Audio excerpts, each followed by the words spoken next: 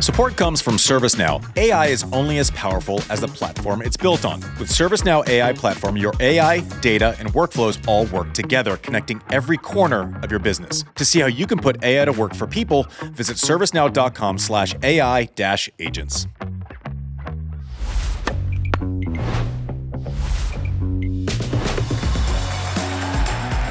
Oh, how are we doing? Hey. What's up? Good. Nothing better. I mean, the weather, it feels like an air conditioner setting out here, doesn't it? Just absolutely fantastic. We are served live. We are brought to you by ServiceNow, and we're excited to be right here at the Laver Cup. Producer Mike in the chair to my far left. John Wertheim, you know him from Tennis Channel, 60 Minutes in the middle, and we're pumped, guys. What a first day here at the Laver Cup. Got off to a good start, huh? Can we start? Maybe we talk before we get to the match in a second. Can we just talk about these crowds, which have been tremendous? Awesome. Friday afternoon. Good job, guys. Do you like the venue?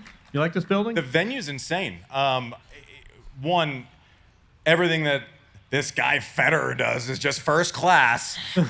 Has to be amazing, obviously. No, but I joke. We feel so lucky to be here, and we feel so lucky that you all care about a dumb little show, and that the tennis is bit. But as always with every event, we can have stars like McEnroe and Laver and Bjorn Borg and Federer. The tennis is the most important piece. That's what brings community. That's what brings us all together. Exhibit 5,972 here this week, right here in San Francisco. What do you think, JW? Yeah, it's really true. This has sort of it sounds like a religious feel to it. We were talking yesterday about how San Francisco, great tennis market, Bay Area, great tennis market, great to have an event back here. Trivia, who won the last professional tournament match played in San Francisco? You know that one? We looked it up yesterday. Andre Agassi. Of course he did. That guy. He did. Yeah, now he's back. So it's great that San Francisco can feast on tennis again. I'm curious, you played in here today, did you not? Yeah, I did a clinic in here this morning early before any of the players were here. I got asked something that I've never been asked before because you do enough of these clinics, and the levels vary, and you get kind of good at customer tennis and kind of leveling up, leveling down. I had a really nice gentleman come up to me before we started playing, and he goes, "How do I hold the bat?" It wasn't me. And it wasn't Mike, shockingly. But I didn't think that was going to be, I was like, this is not going to go well. This is not going to be the one. He actually held the bat correctly and did pretty well. See? But the court, it's low, the bounce is muted, it's slow, it's gritty. It's not doing you any favors when you're trying to redirect, hit flat through the court, right? It has this check mechanism, but something like it. I don't know if any of you all have been to the glorious event in Indian Wells. That's a gritty court, but the air acts differently, right? You can hit a kick serve and it gets up and away. It kind of sails away in the air. This is muted, so it's slow and it's low. Can create some problems. You're not describing an Andy Roddick. I'm sure it got you through the guy who carries a bat and is learning how to grip for the first time, but this is not your kind of court. But I think it's something to bear in mind. We're going to be talking about some of the matches from yesterday and then previewing today, and just bear in mind this is a unique court surface. Let's get these highlights ready. But anyone like Pat Rafter, like the coolest guy ever? It's pretty good. He's gonna be joining us on Served here in a little bit, discussing day one and what let's set the stage first with a graphic. We have Team Europe leading 3-1 after day one. Yep. What were overall impressions? It was the first match out of the gate. It was a slow start for Mickelson, but then did a hell of a job battling back. It's so important. Every point really matters, and I know we say that ad nauseum, but the only reason that saying has lived through decades is because it's absolutely true, right? Oh, it's a baby. It's a baby. Okay. So is it our kid? He wanted a fast court. She also doesn't like low and slow. Mensik put 2 points on the board though, so props to him. He was player of the day yesterday for Team Europe. I thought Fonseca did an amazing job against Caboli last night. So I talk about that the court isn't doing much for like a flat ball through the middle. It's not doing much for a chip. It's not doing much for a kick serve. We saw Ruud kind of get decent looks at second serves, even off of that Opelka kick serve yesterday. If you can create something out of nothing and create pace off of what I call a dead ball, you will have success. Fonseca was unbelievable at that. He can create as much speed off of kind of a dead ball, slow ball, kind of create that speed mechanism as maybe anyone in the world not named Carlos or Sinner, right? He was fantastic. It's funny too because not unlike Alcaraz, not a hugely imposing guy, and then you see that forehand in particular up close in person. Did anyone? I don't know if you guys were here yesterday. Just listen. I mean, apart from using your eyes, use your ears when this guy winds up and cracks that. We were laughing at upstairs at Mensik won that match. Very entertaining match. Well played, backhand to backhand. He was the youngest player ever to win a match at Laver Cup, and that distinction lasted about 4 hours because then the 19-year-old of the other team came and won. But I thought that was also one of the beauties of Laver Cup. We talked yesterday with John McEnroe about Rod Laver and his achievements, and Rod Laver, I believe his age starts with an 8, was watching. John McEnroe, age starts with a 6 watching. Roger Federer was there, and then we all get down to 19-year-olds. So we really see sort of the chain of tennis. But that's kind of the beauty of, that's kind of one, when the original intent of an event plays out the way that you wanted it to, right? With Rod Laver, watching Fonseca and watching Carlos and his haircuts and watching, Roger now being kind of the statesman of the game who's moved on past playing. That was the idea when he originally sold it to us, right? Was like, I want to honor the greats that came before us, create 3 days where fans can celebrate who came before us while also watching and being amazed by the current level of tennis. Yeah, I mean, it was spelled out, the 80-plus-year-old man from Australia watching the 19-year-old born in 2006 from Brazil with Andre Agassi born, I believe, in 1970 coaching. We got the range geographically and chronologically. Time is undefeated, and I'm starting to feel it because I think, maybe I get this wrong, but it's not by much. I think I heard Fonseca was born 12 days before Agassi retired.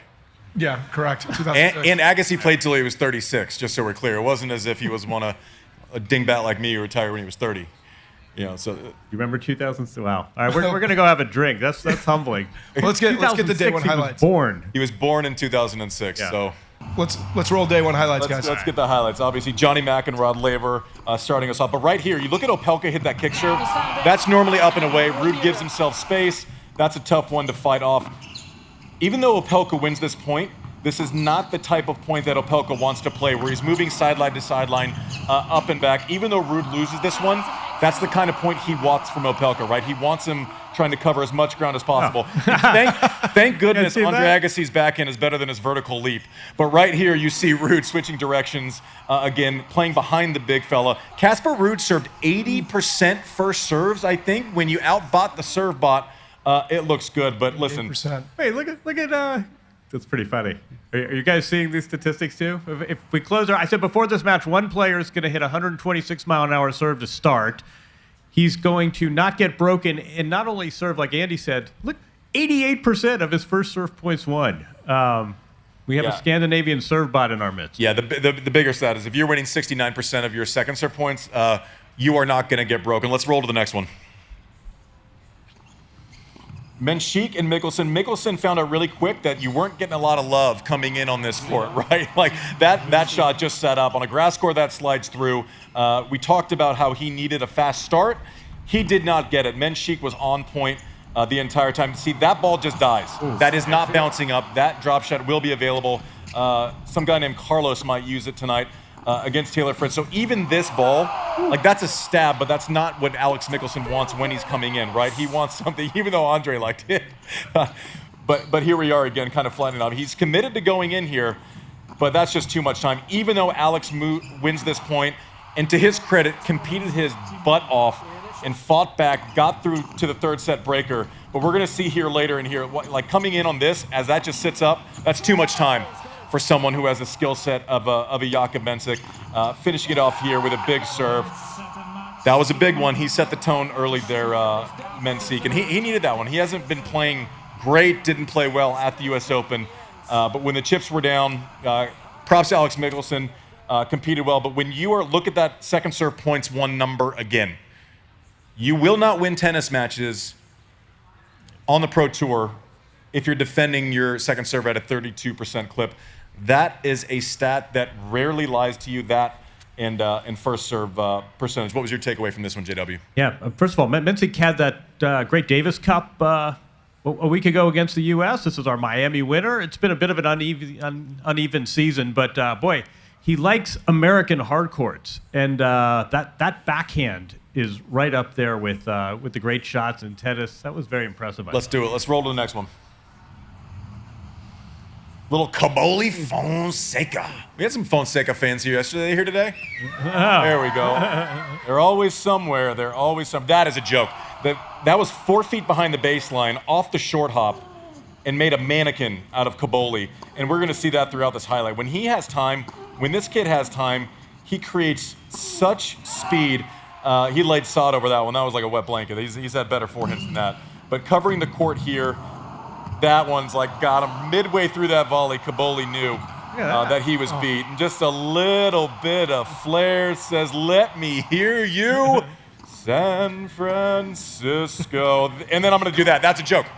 That's a joke. You should hide all the women and children after that one. That was absolutely disgusting what he did. And I'm going to do it again. That is a speed that you can't teach that kind of speed off the forehand side, off of a dead ball. Not easy.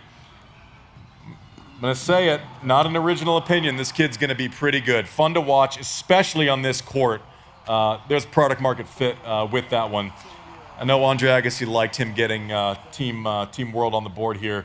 I don't know what the stat is for forehands. First serve points won, got to be higher than 56%. They both defended their second serves pretty well. This was one-way traffic, though. 57% of the points won versus 43. Sounds closer than it is. That's a straightforward one.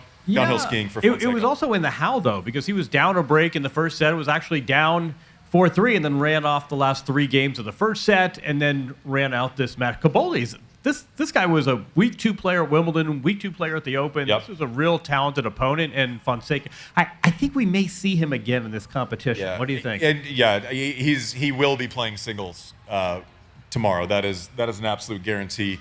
And well-deserved. Caboli, again, I'm glad you mentioned it, has a breakout year, quarters of Wimbledon, has won a couple tournaments, has looked great. As we roll into the doubles from last night, and Carlitos, that's trouble. You just know you're beat. When he has that much time, you have to cover so many options. And look at him at the net. Not someone who normally plays doubles, but is still right there. In Dingles, that's worth 2. I think he hit Carlos. But listen, if you pin from the baseline and you have Carlos at the net, playing against the movement. I mean, how much fun is this kid? The set point right here. I think already. Oh, Taylor wants that one back. I know a little bit about laying sod over a volley, so I recognize it, but that was a meatball. Mensik beats Michelsen. Bad leave there. That one went 3 feet in. But Mensik knows what to do here, right? Let's hit it big and let's let Carlos dance. I mean, that was... Michelsen knew he was beat. Not easy to beat someone with a 15-mile-an-hour winner in professional tennis, but... Carlos does some crazy stuff. Stick save and a butte here. That's right. At least you should drop shot, Mensik, or so you think. Oh, he lays sod. He is normal. Look at him. It's just like the rest of us, minus every other shot he's ever hit in his entire life. I think in his press conference afterwards, he said, I messed up. I effed it up. Anyway, so 3-1 Europe after day 1. How much fun was it to watch Carlos Alcaraz? I don't know if this is good or bad for Fritz, but he's going to get another look at Carlos very soon, tipping off the night session here at 7 o'clock. But, I mean, listen, this was dictated by the depth of Mensik. They were kind of wanting to fall into that one-up, one-back formation where if Mensik sticks the ball and Carlos is at net and has the ability to move, very tough ask for Fritz and Michelsen. But Euro, 3-1 after day 1. Yeah. And the useless stat I keep getting told is that no one's ever come back from 3-1. Yeah. Since the inception in 2017. Which seems irrelevant because someone came back from 8-4 down on the last day last year. But I don't know. Let's not let the obvious truth get in the way of a good stat. That was a fun match, though, wasn't it? And we remember what we all said about Nadal. Boy, he'd be really good at doubles if we saw more of him. And then in turn, he ends up winning a gold medal, and he's really good at doubles. I sort of feel the same way. This was the first, I believe this was the first doubles match he'd played all year, Carlos. But Yeah, that was a lot of the Carlos show for a lot of that match, and the touch that we see in singles was very much apparent. Yeah, so, some singles players you can look at and you're going, okay, that skill set, whether it's defending or getting sideline to sideline, is not something that would translate to the doubles court. There's no doubt in my mind that if Carlos actually focused on doubles a little bit, that he wouldn't be instantly one of the best doubles players in the world. Can I ask you about the shot he missed that we just saw? Did you guys see that? The Taylor Fritz hits a tweener. Yeah.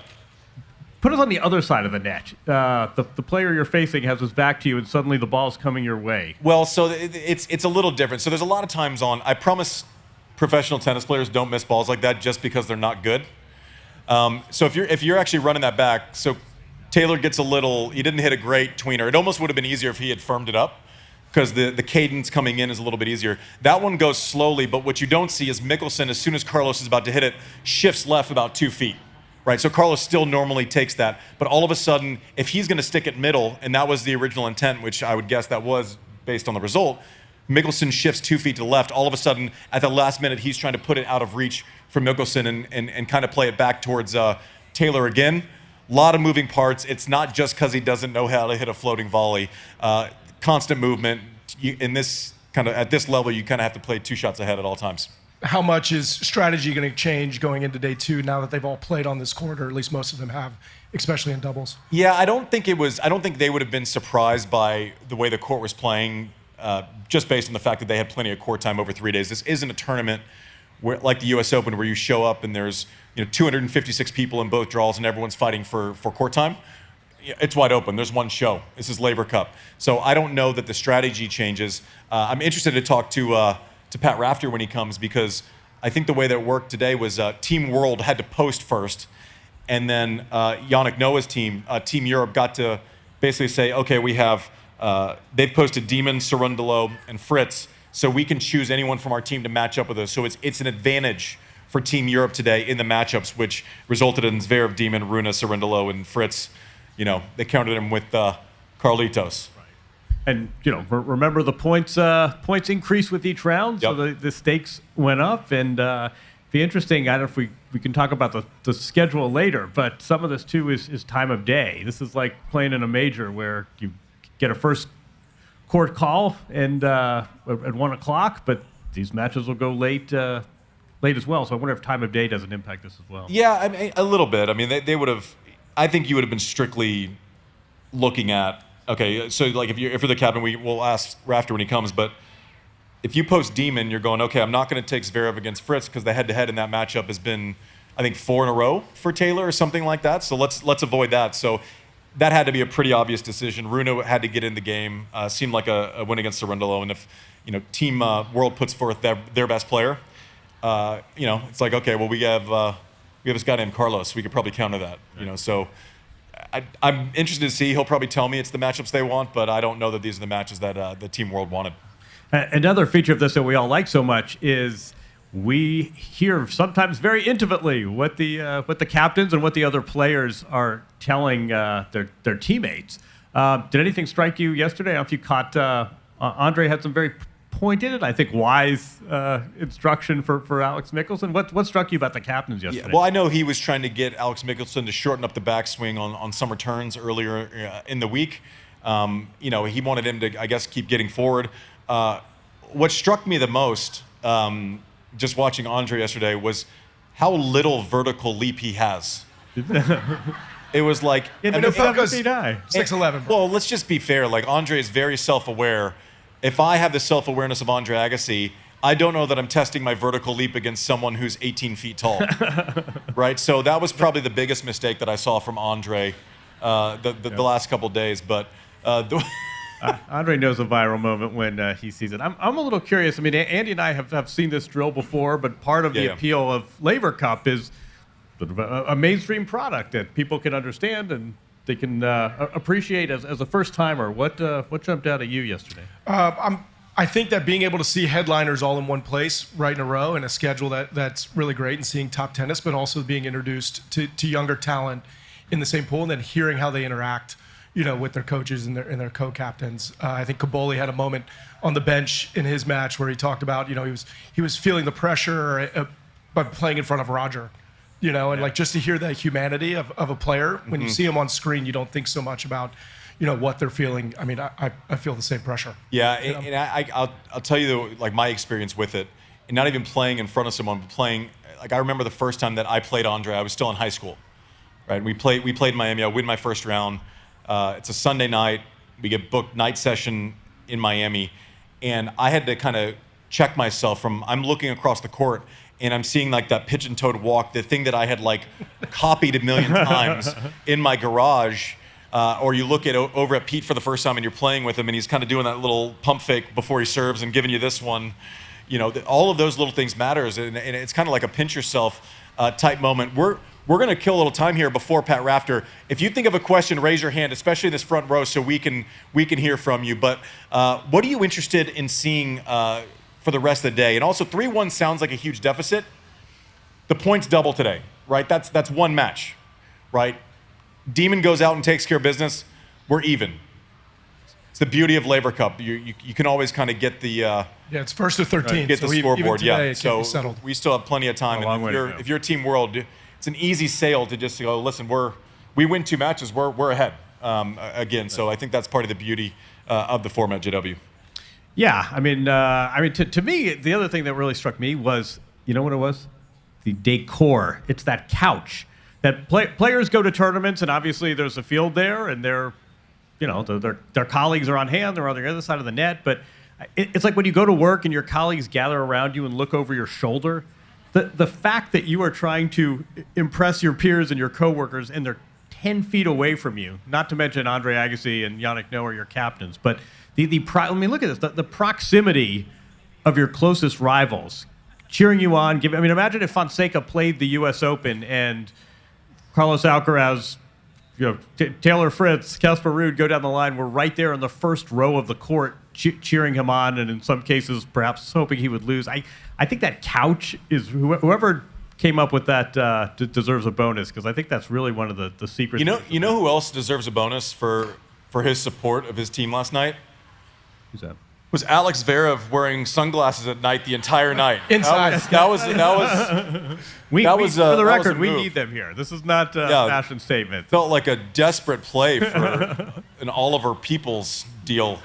I thought you were going to say gooder. I'm more of a gooder guy. That's kind of what when you do podcasts, that's about what you use. But Zverev fully committed to the sunglasses. How do we feel about that? Was that okay? Was that a miss? Did we respect the commitment? Big fan. You're a big sunglasses inside guy too. Yeah, definitely. That's okay.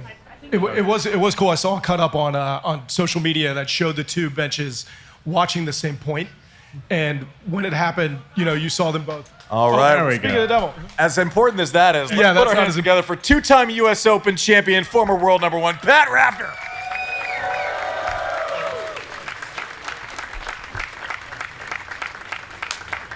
Good to see you. Thanks. So one of the things that, first of all, welcome. Yeah. Thank you, mate. Great to see you. Good to be here, actually. I've actually had a lot of fun. I think it's weird whenever you show up and you're better looking in person even. Gosh, it's disarming.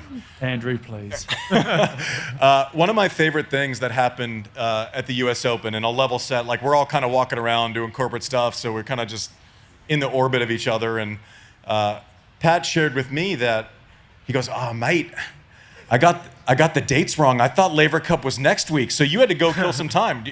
How was Napa? Pretty easy to kill time here in California. So, well, I was under the impression that I was coming here, and Andre.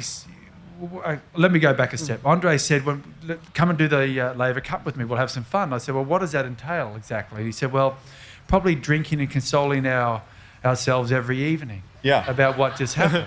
Yeah. And I said, "Mate, I'm in. I'm your man. I'm easy. I can be your wingman here." So I decided to get some practice in at Napa Valley. Train. And went up there and just got stuck into some of the big cab savs here. And it was unreal. Had a great time. It's such an awesome spot. Yeah, it's good. You never want to be unprepared when you come into your first Laver Cup. Talk to us about day one. The court I hit on this morning, it feels like it's playing kind of low and slow, right? What are you all? What's kind of the ethos going into day 2 for Team World? Okay, so we decided to put our best team that what we think on forward on Sunday, effectively, in terms of the matchups. Okay. So I'm sure you guys are all familiar with how the point structures work in that Laver Cup, but on the third day, you get 3 points for each win, and that's when you can start winning the event. The guys are backing themselves, and they think that was their best opportunity to get the win here. So the numbers at this stage don't look obviously in our favour, and we're also coming up against a very strong European team. So coming into today is, how do we grab 2 wins out of this? Yeah. And you're talking about Alcaraz. I'm sorry, but this guy's amazing. It is so incredible to watch. Had you seen him play much up close in person? No, not at all. He can hit the ball, can't he? Oh, yeah. He can generate power. So when we talk about the pace of the court, it's quite slow. Okay. So what that means is when the ball hits it effectively stops you from getting any pace onto your racket. So this guy can create that pace, and not many people in the world can. His racket head speed, his strength, his body position is amazing. But I think Fonseca can also do it. We saw him go to life last night, and it was unreal to watch and just see where this potential in the next couple of years where this kid could be. And that was exciting. And we saw Opelka. I mean, my God, if he had a radar on some of those forehands he ripped last. But that was his game. We had him to go in there and go hard and go strong. The court doesn't necessarily favour us in many ways. You want it fast. It's interesting though, but you have to hit your spots perfectly. So last night yesterday on the serve, Opelka, big serve, no worries. He misses his spot by this far. Generally, he wins the point. Yep. And when I say that, he serves and he misses his target by this far. The guy's too fast for him to return. This court, no, it comes right into your hitting zone. You have to hit the lines. You have to hit within this margin every time when you serve. So when he played Ruud yesterday, Casper Ruud. Yeah. Casper Ruud, I think, served 25 serves in a row without missing. Yeah, he served 80% for the match. Yeah. Right. He went through a stage where he didn't miss a first He serve. missed his first serve for like 5 games. Yeah. Like 5 games. But he hit his spots. And so then Riley Opelka couldn't get the return back. I leaned across to Tim Henman and the opposition, who's the vice captain over there, and I said, Tim, is it okay if I go to Casper, your player? Can I start asking him how his technique is looking on his serve? Can I get into this guy's head? Because this is ridiculous serving. And he said, yep, go for it, mate. And I went, oh, and I couldn't do it. You couldn't do it. There's no way. But the other thing is, it's not even just the pace through the court, where normally like a court, you get to a court, and you can normally cheat it one way or the other, right? If it's fast and through the court, like a Wimbledon, you can beat someone for pace. You can beat someone for chip with a chip. You saw this guy get to a million Wimbledon finals rushing people, right? But also, it takes away the element of like a kick. Opelka's kick serve was basically falling into Ruud's pocket yesterday. Yep. So it puts more of a premium on winning first serve points when you don't have the advantage of it actually getting through it. Mm. Yeah, the question is, and I'll leave it for Captain Rafter, does that mean you use slice serves more than a kick serve? So, yes, but what's happening also is this ball is puffing up very quickly and becoming super slow through the air. So the slice serve, you'll see when the new balls come out, they'll start serving wide, they'll use a slice serve because it's more effective. It's hitting the court and it's skidding through. When it gets puffy, it's not working so much. So what they're trying to do now is shape the ball with a bit of kick. So it keeps them honest one way, and then they're trying to use the same ball toss and fake a serve down the other direction. So they're trying to mix up the placements through ball toss, keeping the returner uncertain. So if this were Davis Cup, right? Yep. You would have picked the surface, home team. Yeah, you would have picked it. This is the same surface that comes from, I think it's been the same one for 8 years. Right. And so Andre and I were looking at this beforehand, like 4 months ago, and we were going, what is this surface actually doing? They said, well, it's been around for 8 years now. Mm-hmm. So it should be speeding up. They're repainting it every time. So we come here and it's still gritty. They've got so much sand. It's like sandpaper. Yep. And you'll see, it was really interesting in the first couple of hits we had on it. We said, this is really slippery near the baseline. What's going on? That is the guys wearing off that top sand bit, and it was literally sand coming off the court, and we'd have to leaf blow it every half an hour to get the sand off the court that was just shining. So where it's fast is where their feet are hitting, but that's only behind the baseline. No one's come to the net and serve volleying, so there's nothing fast in the middle. So the question about what your serve options are, a lot of times when it's slower, you're less trying to figure out, especially if you don't have like an absolute cannon for a serve, it starts becoming a real estate play, right? Like you're pulling someone off and to either go back behind him, which Casper did a bunch to Riley yesterday, right? So Riley had to commit because he had to cover 20 feet on this side, and Ruud would either go there or he would stick it in the 6 feet behind him where the big fella gets a little awkward with the movement. Obviously, if you're 7 feet tall, you're not moving like Carlos. So it starts becoming a real estate play as opposed to something you're trying to get through on the first one, right? The cheapies. Also, I was looking at it makes it tougher to approach. Like I saw Alex Mickelson fought his ass off yesterday to give himself a chance because it wasn't a great start. But even on approach shots, where normally someone who kind of has those long, fluid swings, it felt like when people are they're getting a look at a pass every time, right? It's tough to rush a passing shot, and with the string beds and the way that people are able to pass now, it felt like Mensik kind of got a groove on passing shots early. Yeah, well, Alex was devastated after that loss, first of all, and I just love their passion out there. Alex Mickelson's like one of the best, I say kids, but adults, young men you're ever going to meet. He's engaging. He wants to learn. You can talk to him on the side of the court. You can give him advice, and Andre's having great interactions with him. He just came out super tight. I mean, his serve had no pop on it. You could hear the difference. His ball, his forehand was lagging in the bottom of the net, which is probably his weaker wing. At the change of ends at 3-love, he's lost his serve again, or a 4-1 double breakdown. I went over to him and said, mate, just got to fight hard. Just try and get rid of this tension in your body so you can be free. So you work hard these next couple of games and try to find a way into the match, and then let's explode in the second set. You can just see the nervous energy in him. But I'll just answer the question about coming to the net. Yeah.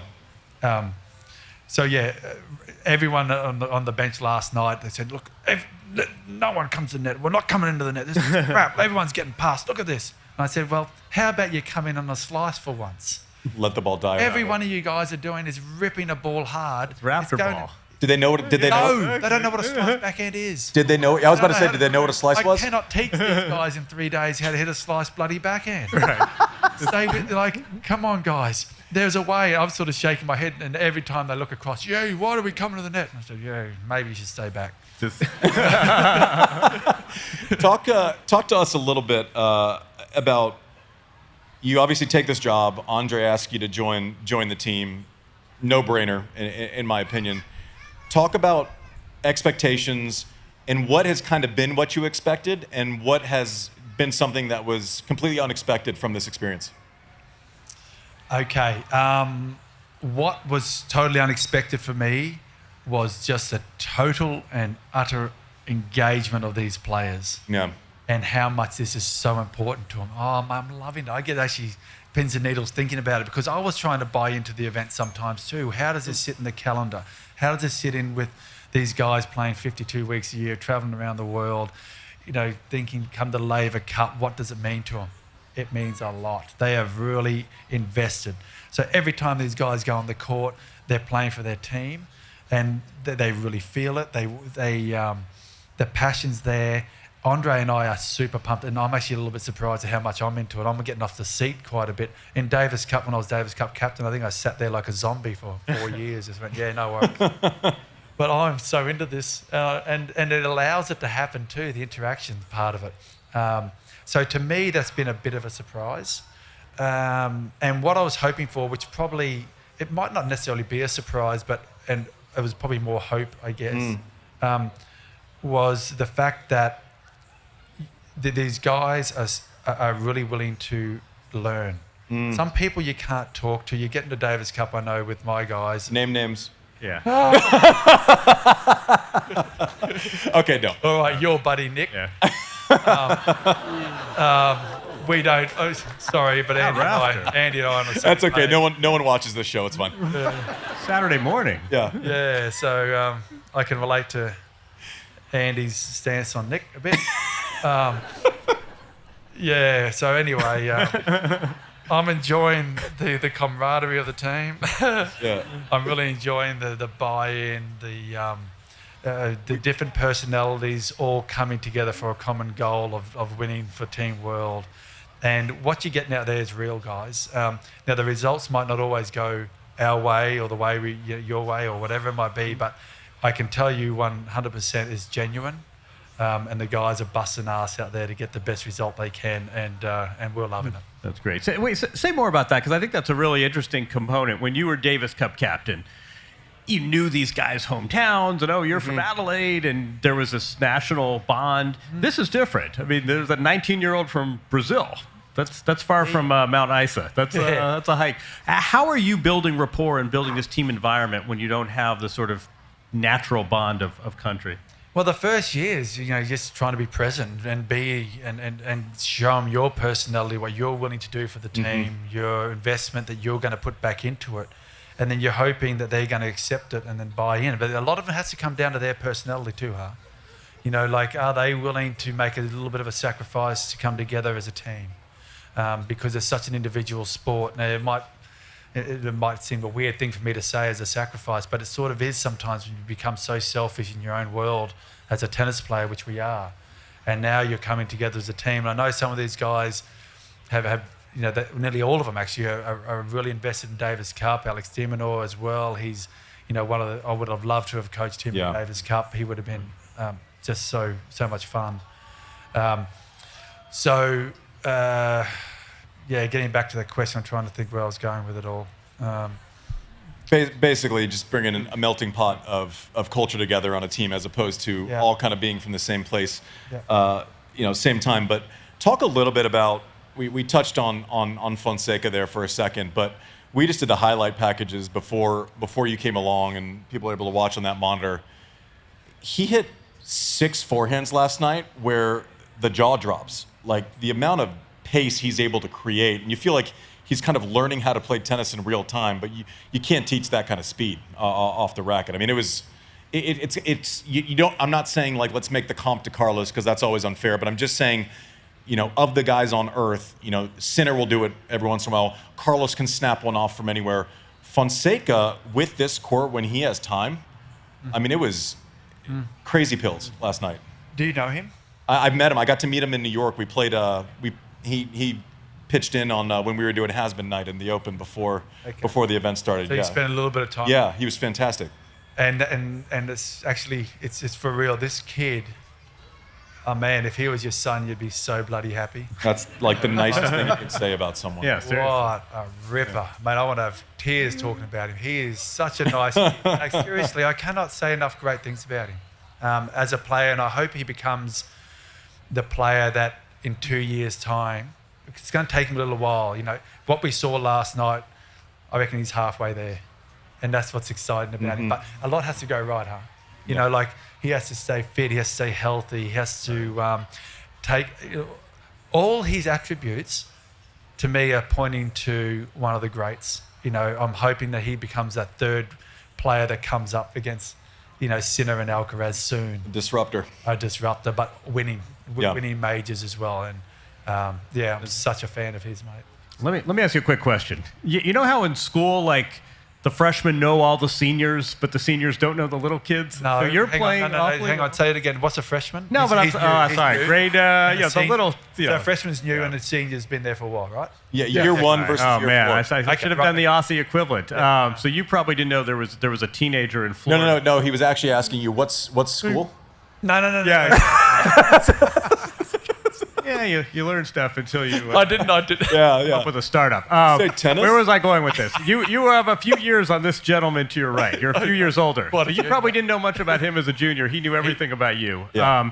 Did you know that you very nearly played him? I told him. You probably didn't know. Tell everyone the story. I told him in New York. I was so pissed. Pat's like a hero of mine. Love him. Like, if you have a problem with Pat Rafter, the problem is you. But I got a wild card into a tournament in Florida, close to where I went to high school. First pro tournament, and I look at the draw, and I have to play the guy who's a good player, but like 80 in the world is like, okay, I didn't draw, the number 1 seed, and if I win that match, I get to play Pat Rafter, like, which would have been a disaster for me at that moment in time, but I wanted it so bad. So I wanted to play it so bad that I went out and choked. And absolutely had a horror show. It was a nightmare. So I never got to play Pat Rafter. But real quick, Pat, I know you got to get back to your team and actually have a real job today, not just talking stuff with us. But the goal of this event, right? We've talked about it with this crowd.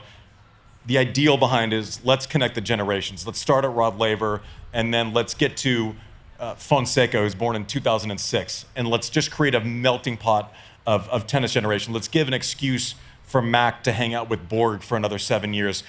What's it been like with your old pal Andre? And do you like him more or less than you did 3 days ago?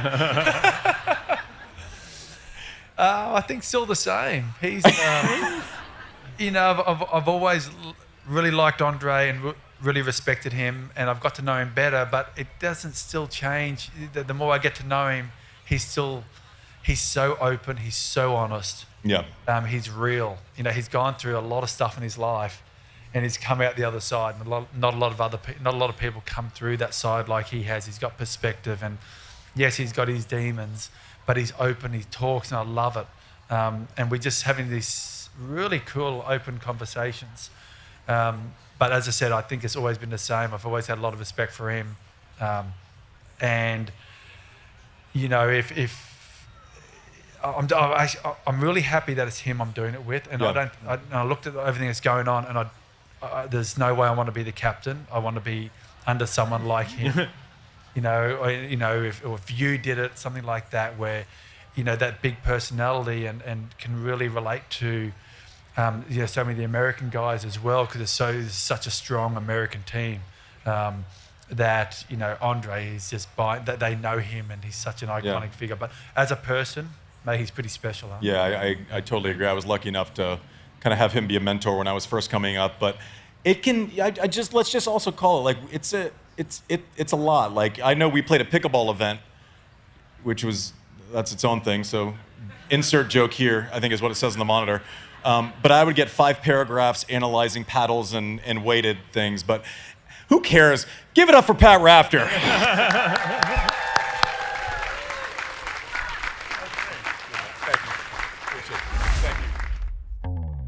Support for this show comes from ServiceNow, who are enabling people to do more fulfilling work, the work they actually want to do. There's a lot of talk about AI out there right now, and a lot of times the AI you hear about feels like it's hard to grasp. But ServiceNow is here to work with people and tackle the boring, busy work that always gets in the way, the stuff that slows you down and keeps you from doing the stuff you actually want to be doing. And they do it with their AI agents. By being built into the ServiceNow platform, they automate millions of repetitive tasks across IT, HR, customer service, and more. You can automate any process with AI-powered workflow generation. That means you can build workflows with reusable components, configurable playbooks, process mining, and advanced decision support. So your people can focus on what really matters, and that's putting AI agents to work for the people. Find out how to get started at servicenow.com/AI-agents. All right, and as we look forward to today, let's check in. We got some sounds from yesterday. The players shown out a little bit in the press conferences. Yeah, let's check it out. All right. Yeah, it was a good start for Team Europe and myself, and happy to contribute a point to the team early and get us off to a good start. I think historically it's been quite important to get the first point under our belt, and let's see if we can build from here. I just kind of got out-served there, I'd say, and I played one poor point in the breaker on my own, and that was really it. I thought I took care of everything I needed to take care of. The court's really tough for a server, that's for sure.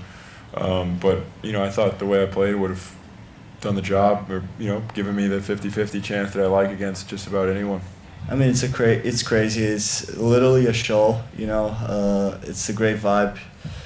Being with the team, it's unbelievable. Tennis is an individual game, and being there with our team, off court and on court, it's just unbelievable experience. Any questions? Well, I fuck it up. You know, I mean, that easy volley that I missed after, you know, my partner made that run, that effort, that the most easy volley that I had, you know, I just missed it. So I just, and it was in a 40 all day serving. So it was, I mean, I felt bad. Every point is so important. So I'm really happy, you know, that I bring to the team 2 points today.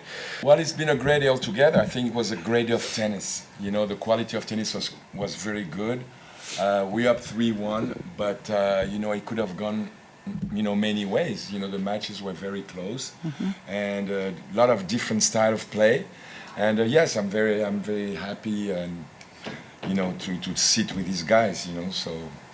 It was very intense. I didn't expect it to be that intense, to tell you the truth. Emotionally, I'm like so into it. I don't know. I mean, just if only Carlos had a little charisma and was likable. You know, the bloodless robot that is Carlos Alcaraz. Yeah, right. Play with your hair. Do something. Yeah. Give us a good quote. I'll tell you something, and I've told this, if you listen to our show, I think I've said it a couple times, but I happened to be leaving the grounds of the US Open 3 or 4 times while Carlos was walking in, right? So you go through the security, is that for me? But you walk through the security thing, and you know, some people say hello because it's the nice thing to do, right? And that's a great thing, right? We all be a little friendlier. Carlos walking in said hello to every single person that was working at the event. They're definitely coming for me. Thank you for watching Surf. Subscribe, like, leave a review, and post bond. Every single person knew their native tongue, the language they spoke, and if he knew that, addressed him in that language.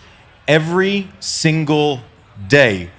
We are lucky to have this kid. It's like a continuation of Roger. I mean, it's just fantastic. I was going to lead you right to that. That reminds me of some other people from a previous generation. And one thing you really get a sense of in this sport is that leaders set the tone, leaders set the culture, and when you grow up as a kid or when you are new to tour and you're watching how the incumbents do it, you take cues from them. And what you just described sounds very familiar to the previous generation.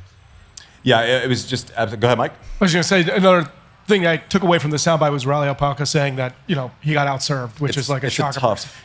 So moving to today, the first matchup is Zverev Demon. Yep. You know, and right now Zverev owns that 8-2.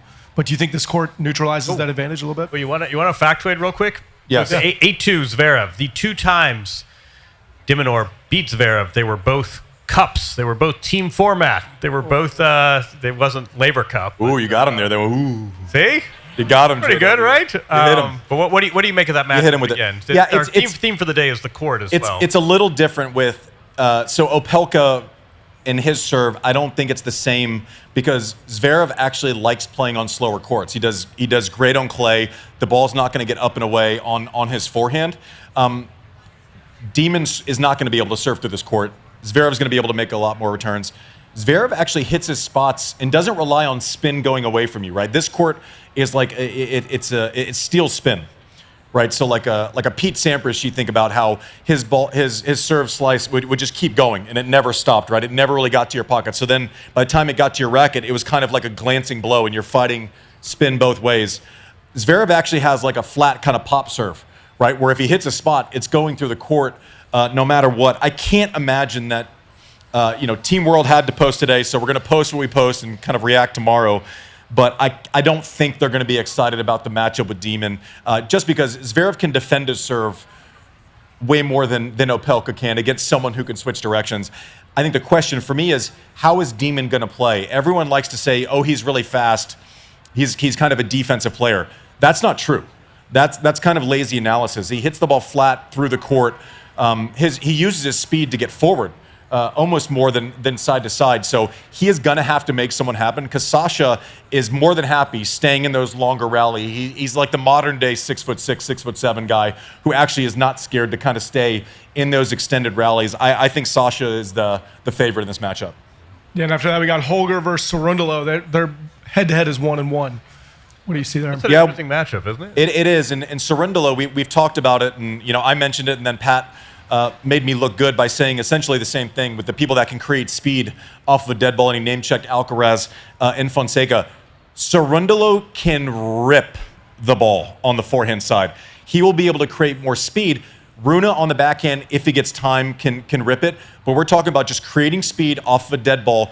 That's advantage Cerundolo in this match. And I think this one for Team World, as I'm circling it on this, I think this is the biggest match of the day. This is the one that they, I don't know about have to win, but like need to win the most, right? Like I think they can sneak one of the other two, but they lose this one, they're in danger of losing all 3 singles matches, I think, because as good as Taylor Fritz is, it's like impossible to choose against Carlos right now, right?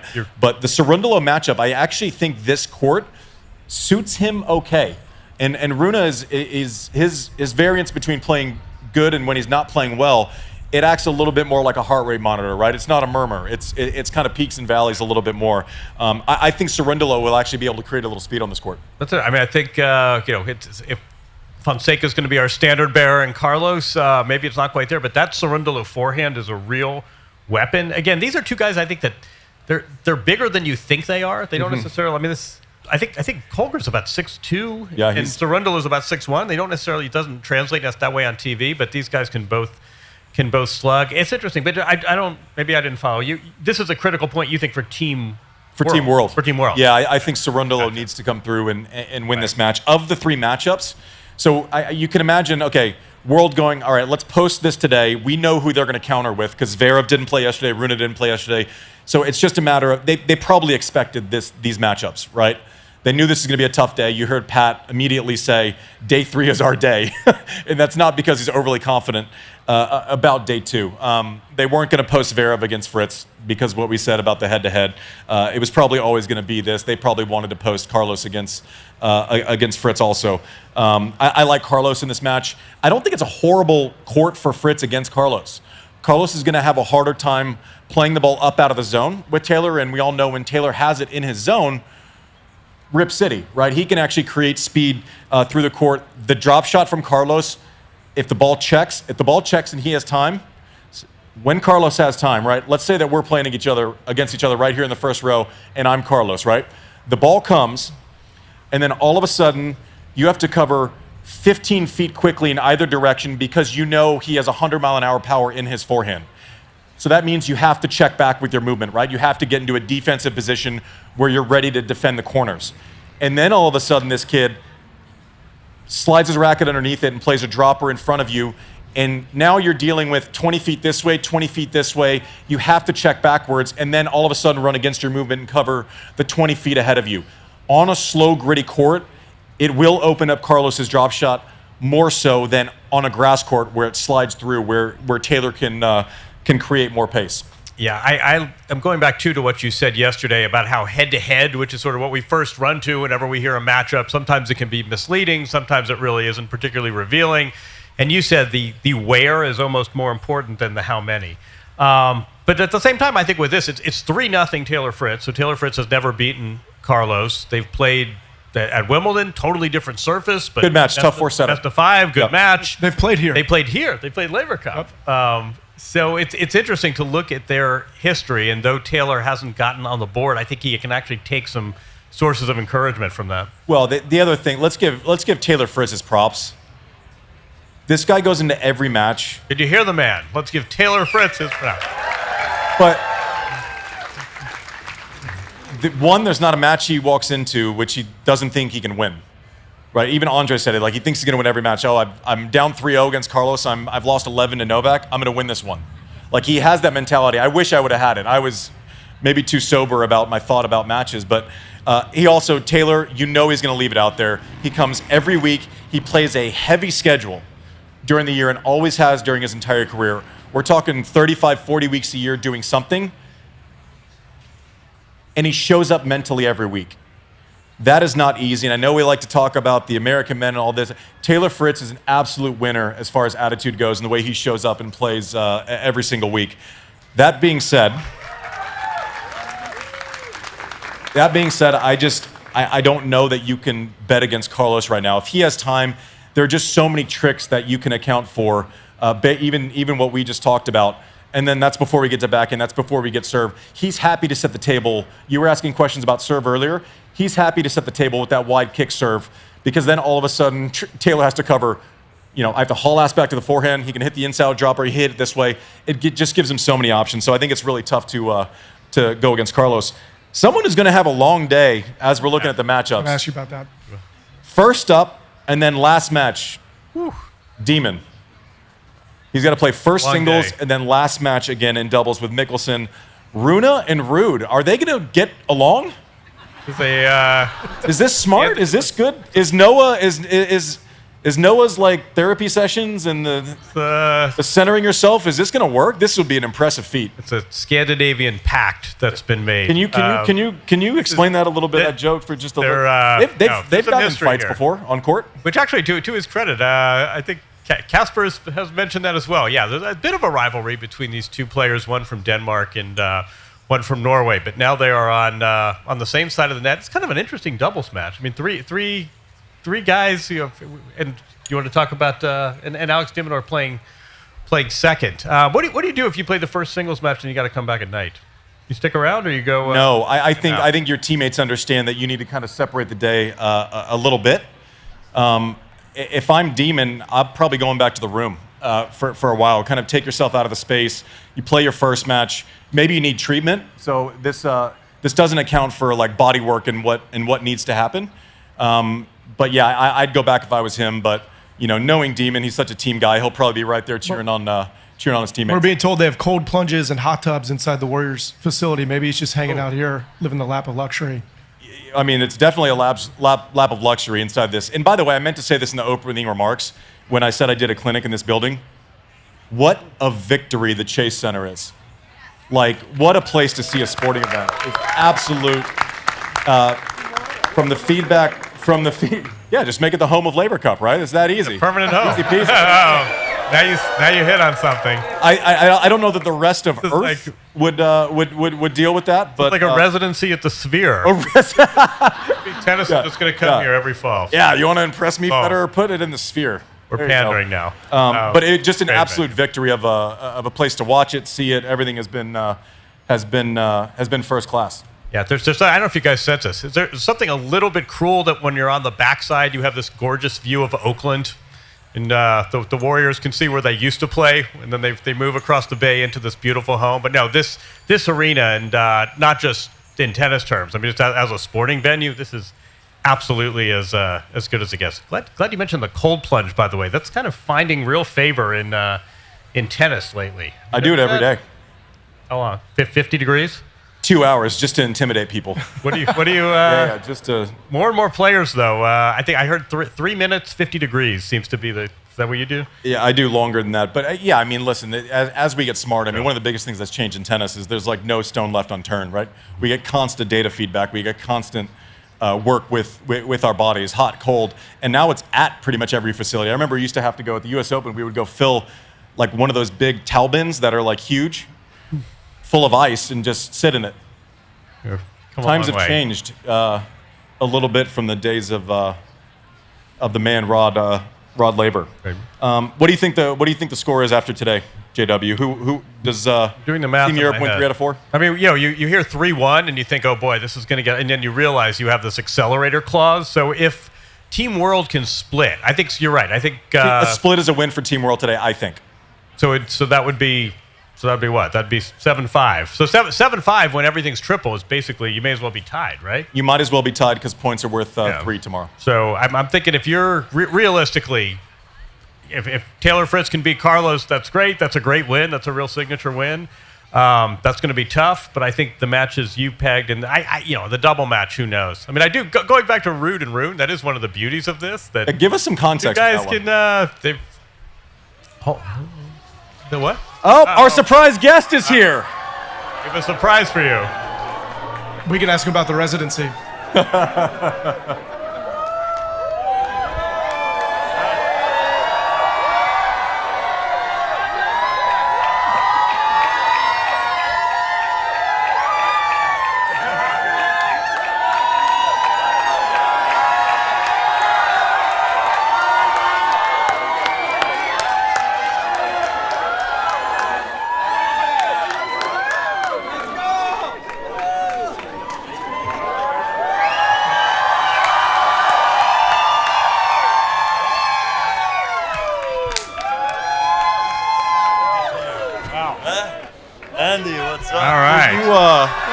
Let's give it up for Roger Federer!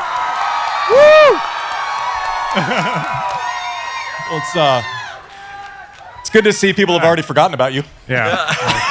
Everybody know who this is. They're here for you. I'm sure. Yeah, exactly.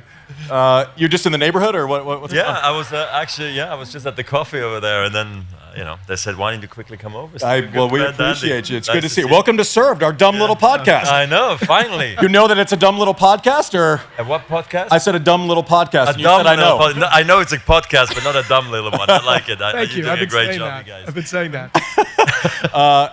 Welcome. Thank you. Obviously great. Congratulations on the turnout for this event. Year after year, you deliver a first-class event for the fans. Something that the reason behind this event is the most important thing, right? You wanting to pay tribute to one of the legends of our sport, and we know that it was you started it along with Tony Gotzik. He mentioned the other night when we were at the gala that it was, I think he said it was in the back of the car in Shanghai where you kind of said, we need to do something for Rod. Yeah. Now, I don't know if that's true or not. Was that something that had been building in your mind for a while? Like, what was the thing that pushed you over the edge where it was like, enough is enough, we have to celebrate this great man?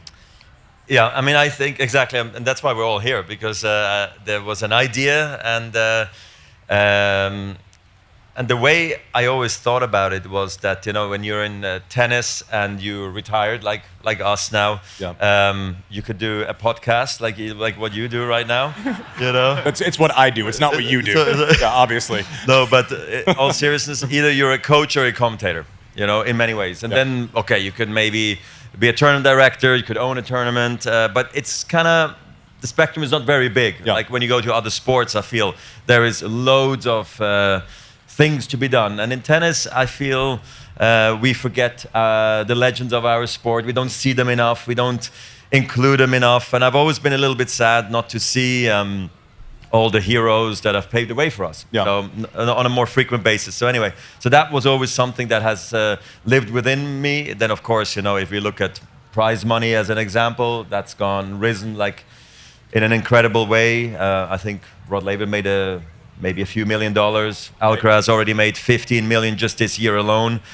So just to give some context, and I've been obviously coached by the likes of Stefan Edberg, like you have been coached by Jimmy, and then Tony Roach's been my coach, Peter Lundgren, and I've always was educated about the history of the game. So there we are, and I said we gotta bring them in, maybe bring them together for a week or a weekend, a place where we're all happy to see each other again, and give them a role. And that's where then the captains came in, the assistant captains, and maybe as we hopefully grow as a Laver Cup, maybe there's going to be more and more roles. So yeah, well, operation successful. One round of applause for the great Rod Laver. Thank you, guys. Thank you. How full does it make your heart that ideas are easy, execution is obviously harder? Yeah. Where Rocket Rod is there tonight, watching someone last night who was born 12 days before Andre retired in Fonseca. Yeah, that was so wild. you have successfully bridged the generations and brought back in. We didn't see much of Andre before 18 months ago. Right. We didn't see. I had spent time with Jannik the first time 3 days ago. Yeah. Right. He's someone who's kind of coming. Operation successful, right? Connecting generations. Well, that's the thing as well that I really thought be so cool if I personally could spend time with Bjorn Borg. On a personal note. Did you just do it for you? Yeah, it was actually a selfish move. It was the most selfish move I ever did. No, honestly, those things matter. And actually, it's the little interactions, like maybe you meeting Jannik for the first time 3 days ago. Joao, being in the locker room talking about the game with Andre Agassi. That's what I wanted, is that these players, when they come to the Laver Cup and when they leave, they feel super inspired and motivated for what's to come. And they had here a little week at the Laver Cup that really they learned something about the history of the game and who has again paved the way, and just spend time together also and create a team that normally doesn't get a chance to spend time together or play on the same team. So it's gone much better than I would have ever thought. But it's true, we had to think this whole thing through in many different ways. Also, how did the points work? Friday, Saturday, Sunday. How long is the tournament? Is it a week? Is it 3 days?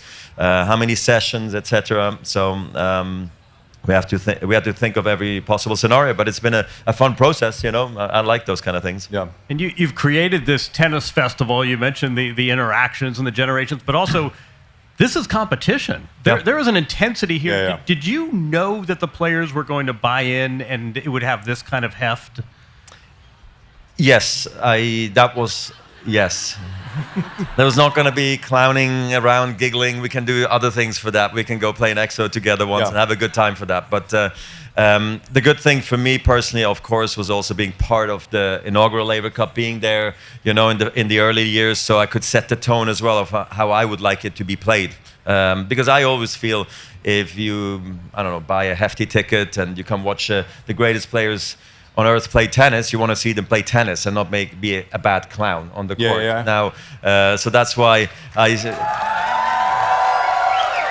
so there is enough smiling, they're giggling, having great times, but when the ball is being hit, it needs to be hit with purpose and for a reason, and I think also to honor the great man like Rod Laver and the past generation. So that was definitely the goal for me, and I'm happy I was there to also be part of that process. Yeah, and one of the things with success of an event is it creates an expectation. Can we do it again? And one of the things that I look around and think, when this concept was first announced, I'm going, well, sure, it's going to work because Roger could fill a building, right? People come to watch him. He's beloved around the world. Now to see it. All right. Don't do that. My Andy doesn't want to hear God, this stuff, I'm so. And by the way, me neither. So.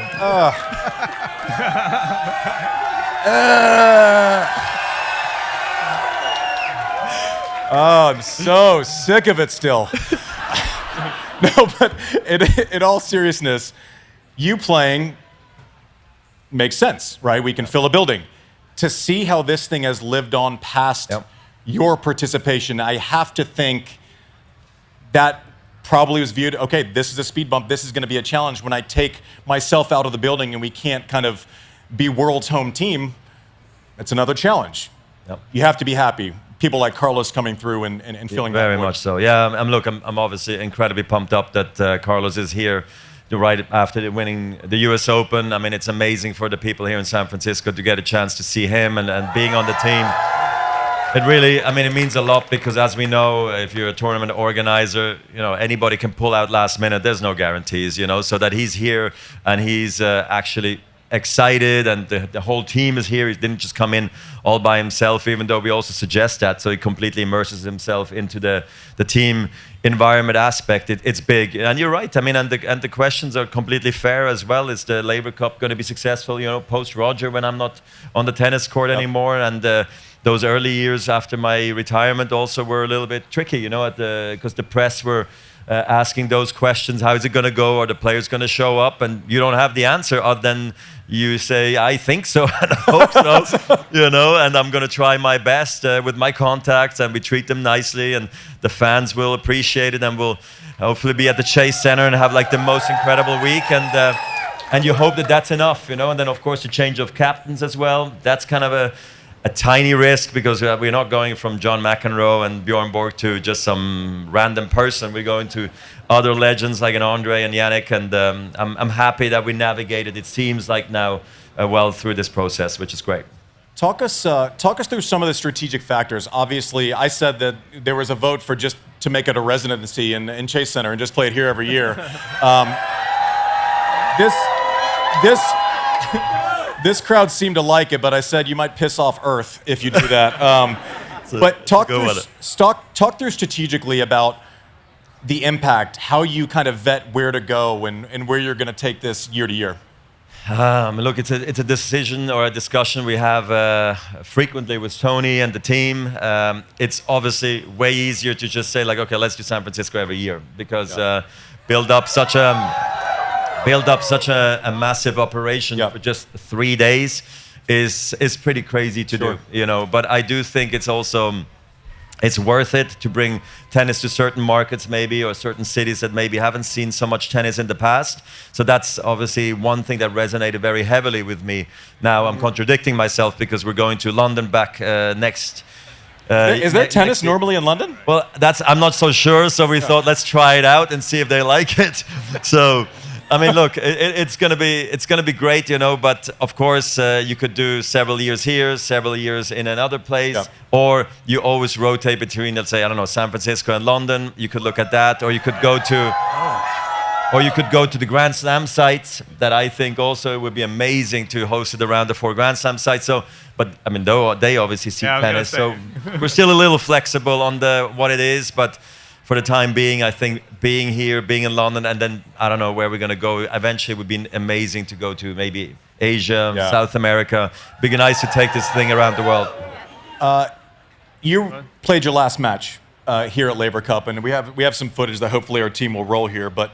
Just talk through the emotions of, you know, obviously I think you wanted to play more. That was tough. It's fine. He's still here. He still has great hair. I'm a grown man. I mean, this is so long ago. I'm not like this anymore. No, but like, but just walk through that weekend, because I know we were all. I mean, you ruined my life for a decade, and I was still emotional when I was watching it, right? Like, and the fact that Rafa was there and that Novak was there, and maybe imperfect, maybe not what how quickly you wanted to retire based on, but health came for you at a certain point. Just walk through how special that experience was, and now you walk through this event knowing this was the last place that I played. It is a process that I lived very vividly, because I always knew that retirement for me was going to be really difficult, you know, because I mean, I love the sport and it meant so much to me, the fans, the people working behind the scenes, my family, my tennis friends and everyone. So it was going to be hard, you know, and I knew that, and I just didn't know where I was going to retire, you know, and my knee was getting so silly, and I realized I couldn't really come back anymore. So I took a summer break, and then I had to really almost just get out of the sport. But the question is, like, where was it going to be? And then I either looked at, I guess, US Open, Swiss Indoors in Basel, or Laver Cup in London. And somehow something resonated with me that I didn't want to be alone on court when I retired. And the team aspect, I feel like I've always been a team player at heart. And doing it maybe in London, where I've maybe had some of my most successful, you know, matches. Maybe it's an omen. I don't know. And I ended up doing it there, and I just hoped it was not going to be all sad and just bad. I just hoped it was going to be happy and upbeat, and it was that. And it was way better than I ever thought it was going to be. So yeah, walking around now, the Laver Cup sure brings back the memories. Sure. And in a big way next year when we go back to the O2, at least then.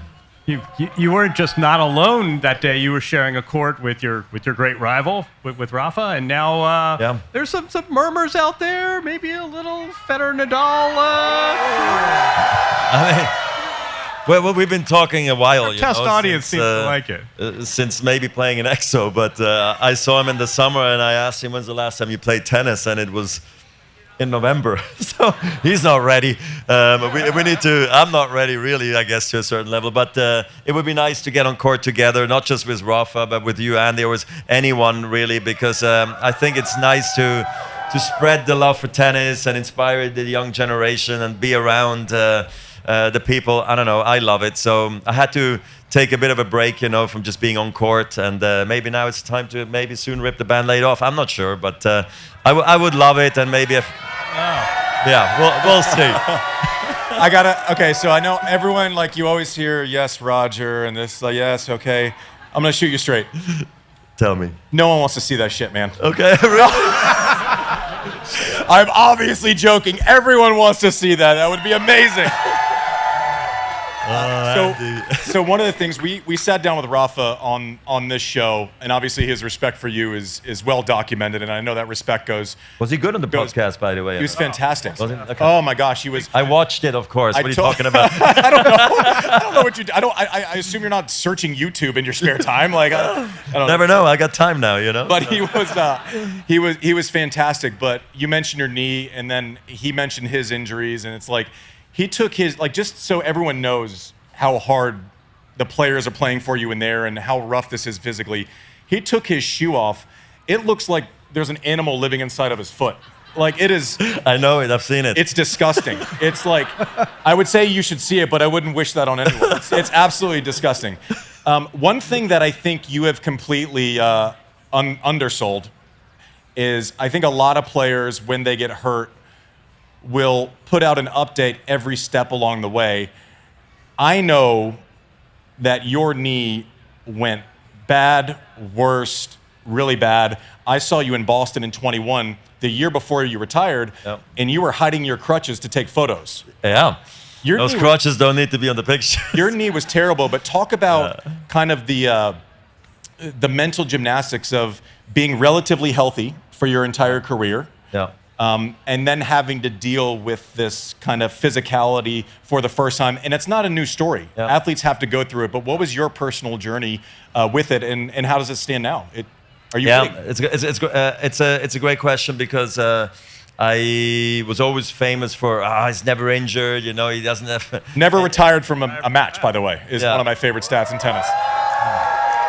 Yeah, I mean, once I got on court, I dealt with it and finished it, even though many matches I didn't feel perfect, and I dealt with some, back issues and hand stuff, foot things, but never to the extent like the knee at the end. And it's really only once you've maybe had surgery or you're out for extended period of time, you really start being really unbelievably appreciative of how good you used to feel and how unworried you were running for a ball across the court and like stopping on a dime. All of a sudden you're thinking everything through every possible moment of the match, so everything changes in a massive way. And I've always been the kind of player or person that I didn't want either my opponent or the world or the press needing to know about every step of the way of my injuries, but also to protect myself, I guess to a certain level that my opponent doesn't know, like, okay, bad knee, really bad knee, so I'm going to make him run around. Whereas on the other side, Rafa was super honest about his issues, and I'd be like, why is he saying all of that? and me, I almost cannot get out of my chair with my bad back, but everybody thinks I'm perfect. So I don't know what's better or worse, but you go about it in a different way. And it was definitely hard the last years, especially also navigating through the media where I know I was maybe at 80% certain times and, they judge me at 100%, but I know I'm not. And it's hard for the team because everybody is trying to keep a very quiet way about it, of how bad things really were. But look, at the end of the day, I still am incredibly grateful. I had the most amazing career with a good and a bad body, like all the players did. It's just that all came together really at the very end. Yeah. I'm struck that you're describing it, and then you think, wait, it was only 3 years ago that we were in London. It was only 4 years ago that you had that injury. And I'm wondering, men's tennis looks quite different, at least in terms of names. When you're up there looking down on tennis today, what are you seeing? What are you noticing about men's tennis?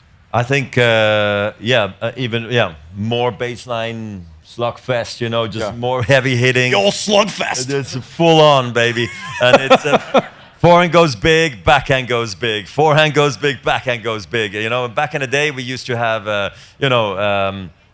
every player used to have a little hole in their, in their game where they would. Not me. I mean, our backhands to backhands were massive. We would slice it against each other, so there was a bit of feel to it, But it's true, though. That's, I think, what I see now, and I think it's just getting more and more physical. And I think also everybody practices that way, is they practice hitting hard like Agassi used to. I think he was one of the first to do that. Then Rafa came in, the same thing. He's the kind of guy you don't want to practice with, just going big all the time. Explain that. This is actually very interesting because I've said this on the podcast before, and I think it's interesting. Rafa, when he, won during warm-up, right? You'd be in the first 5 minutes. I don't know. I'm sure he did it against you, too. But what he would do is he would hit the ball as hard as he could during warm-up, and then all of a sudden you'd be serving the first game of the match 30 all, and he would have a 35-ball rally, and you had no rhythm. Yeah. Genius about it.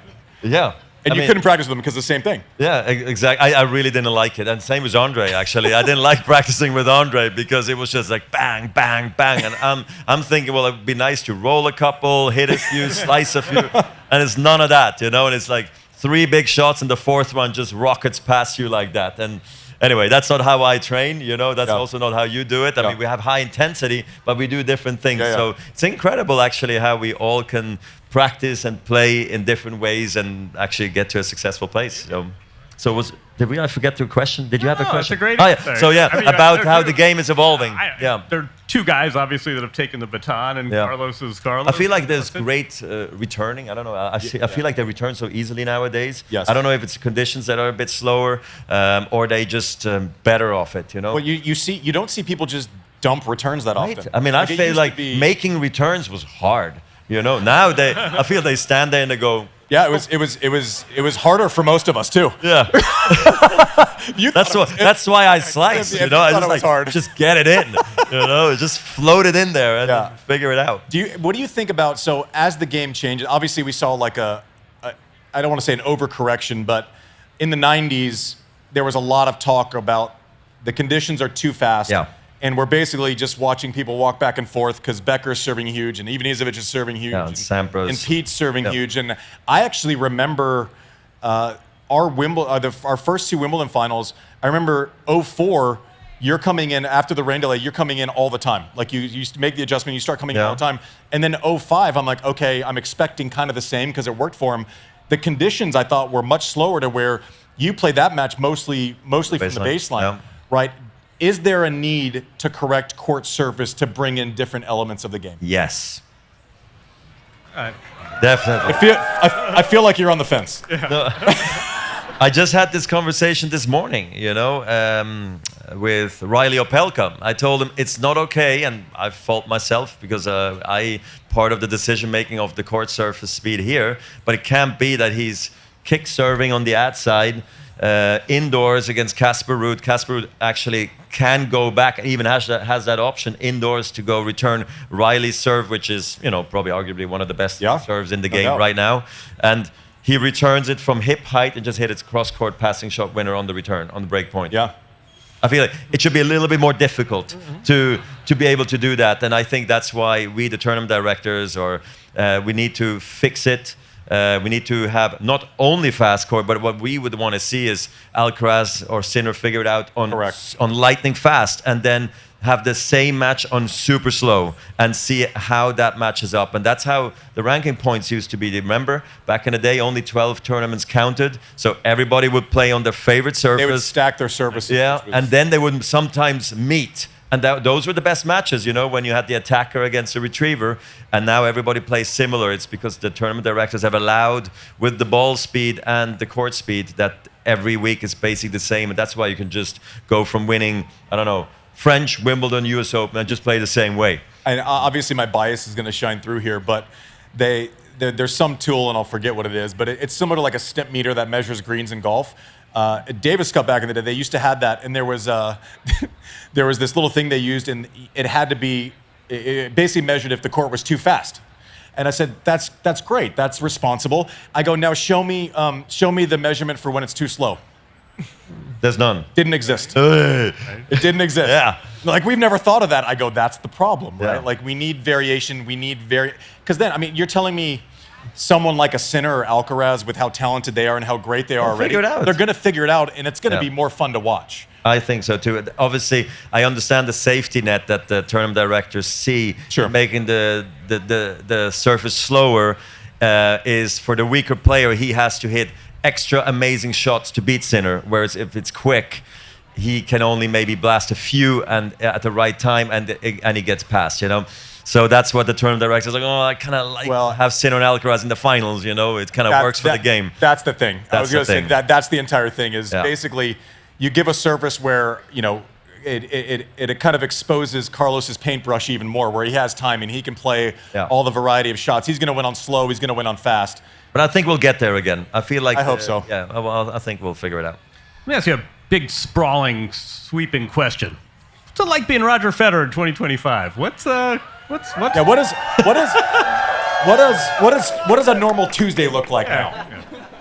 I wake up much earlier than I ever thought I would. The kids, you know, they get you out of bed. And before, I always had the excuse like, you know, practice, late finish, whatever. I need to sleep in and all that stuff, and the body needs to recover. So now, bang, out of the gates, we get up and get the kids ready for school or for activities, whatever it is, and then I go either do some gym and fitness of myself. I have phone calls once. I mean, you've let yourself really go let a little himself bit. go here.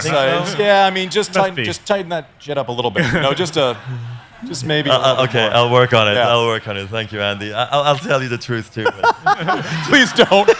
Please don't. Ask Please him stay why. far- please stay far away from Why that. weren't you wearing a tie to the gala the other Oh, night? stop it. Because it was black tie. No, so I black know, I know. tie. I've already told the What story, happened? Roger. I did see you with no tie You actually want- on the okay, on the man, carpet. like- You know why? Maybe, No. maybe Roger would like to know what happened. What happened? A little thick around the neck or what? Yep. Continue from there. That's it. Oh man. yeah, I feel that's a short mistake. I almost pulled a tricep trying to snap that thing around my neck. Oh. And I'm like, okay, I'm just gonna show I can leave whenever. And then Tony goes, oh, you're sitting with Roger and I at the table. Oh, great, this is perfect. This is best case scenario. Hey, yes, it's all good. I have a beefy neck, Roger. Okay. All right. Okay. You probably don't have to deal with that. Well, it's coming down also yeah. more and more now. Listen, we're all here enjoying this great game today at this great tournament because of the man to my left. Thank you guys. Appreciate it. Thanks for coming. And because of Rod Laver. And I'll say this, it's not easy to like someone so much who is responsible for so much of your pain at your job. Couldn't love you more, Roger. Appreciate you. Thanks for coming on Serve You're the Live. best, Andy. Thank you. Thank you. Appreciate That's a it. wrap Great for to- us. Thanks for coming out to Serve Live.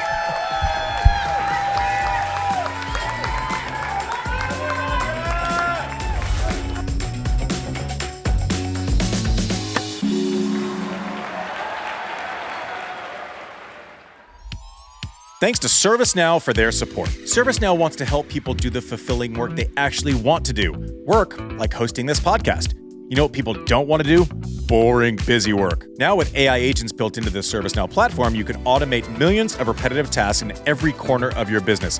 IT, HR, and more. So your people can focus on the work that they want to do. That's putting AI agents to work for people. It's your turn. Get started at servicenow.com/AI-agents.